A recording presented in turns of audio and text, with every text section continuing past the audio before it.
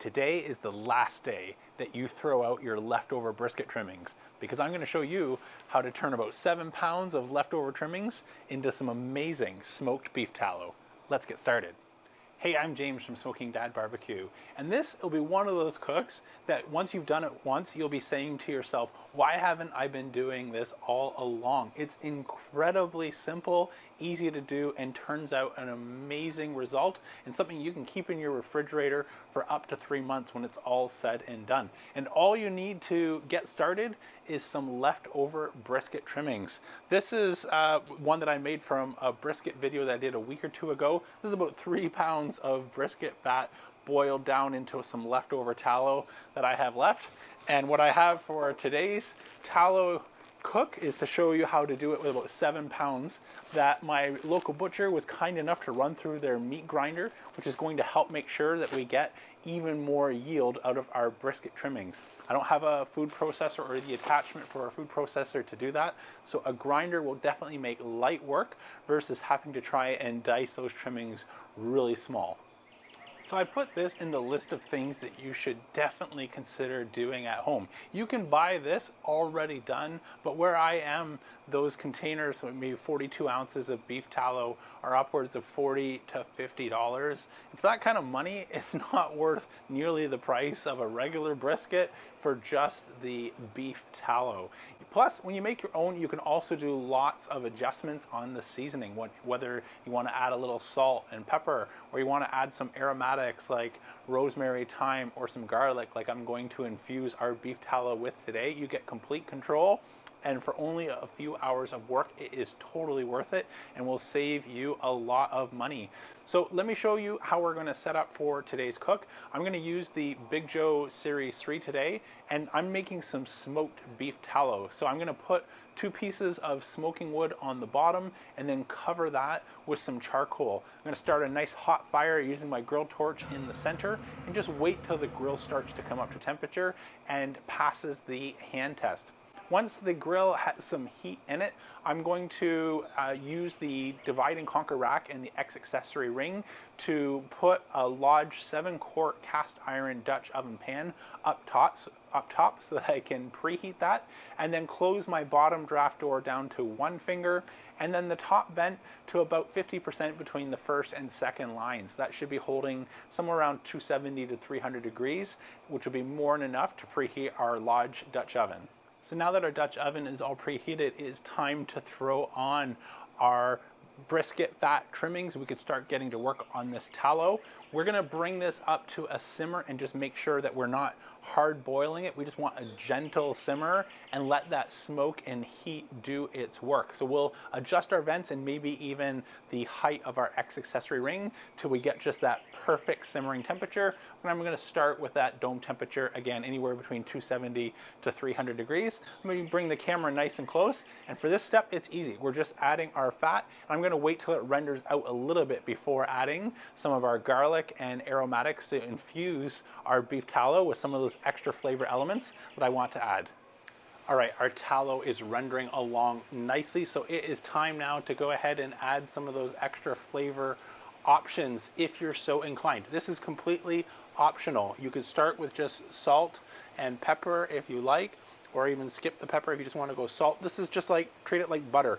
Whether you're getting regular butter or salted butter, you can start with the most simple form here and just do salt. I'll be using Diamond Crystal Kosher salt for my salt today.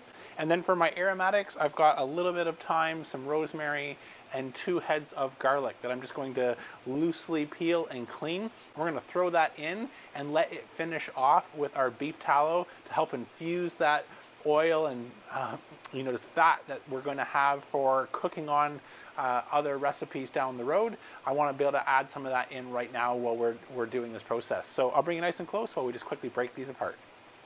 Okay, our beef tallow is looking amazing. Smoke is rolling, and I'm already excited for how well this is going. The meat grinder has made a huge difference in the speed and just the purity of looking at that tallow. So we are just maybe an hour in, and it's already starting to crisp up some of the leftover pieces that we'll discard at the end of this cook. So I think it's time to go ahead and add the extra ingredients. Now this is completely optional. If you were to do anything, I'd recommend doing salt.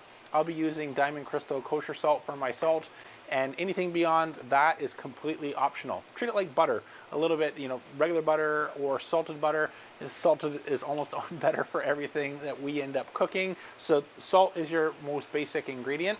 And then everything else that I've got here is some thyme, some rosemary, and 2 heads of garlic. I'm just going to break apart and throw into our smoked tallow while it finishes up. All right, let's take a look here. Oh, that's breaking down nicely. So you can see these have gone from white to nearly what looks fried. Still a little bit more to go. They're brown. They'll end up a little bit darker brown, almost looking like burnt pieces of bacon when it's all done.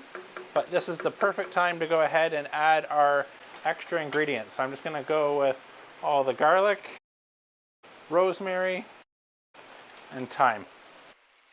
And then about a tablespoon worth of our salt. Close that up and let it continue cooking.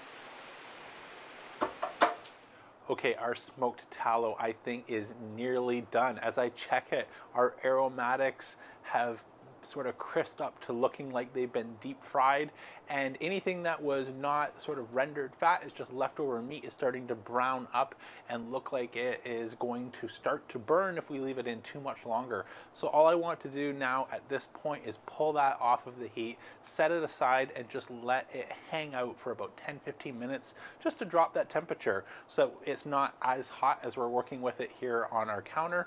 And so the game plan, we're going to do 2 strains. So we're going to do just a first rough strain into a foil pan using a mesh strainer, and then optional, if you want, you can do a second strain just to get down, you know, make sure there's no impurities there if you'd like to. But for cooking, the first pass will be more than sufficient. So let me bring the camera nice and close while we get to straining.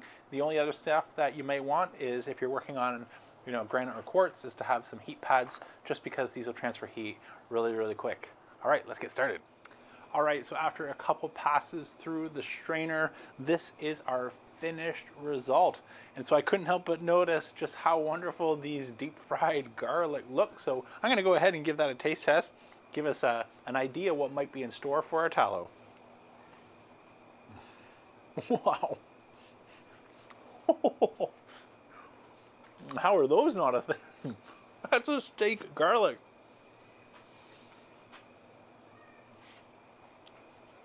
Wow. If they sold those at fairs, they would sell out instantly. And so at this point, what you normally would do is transfer our tallow into a mason jar, put that in the fridge, and you are done, ready to go. You can hold that for a couple months. But that's not what I'm doing today. I've got my Dutch oven back out, and the plan is to transfer this back in now that it's all clean and pure. And I'm gonna cook this steak right here, confit. That'll be my next video. So if you wanna see that, make sure you've got the notification bell turned on so you're alerted when that video comes out. But until then, I hope you really enjoyed today's video. Please let YouTube know by hitting that thumbs up button, and let me know by hitting subscribe to see that next video, which will be an amazing looking T-bone steak that we are going to confit cook in our aromatic infused beef tallow. I can't wait to figure out if that is going to be good or a waste of an amazing looking steak. Until next time, I'm James from Smokin' Dad Barbecue signing off. Don't be afraid to fire it up.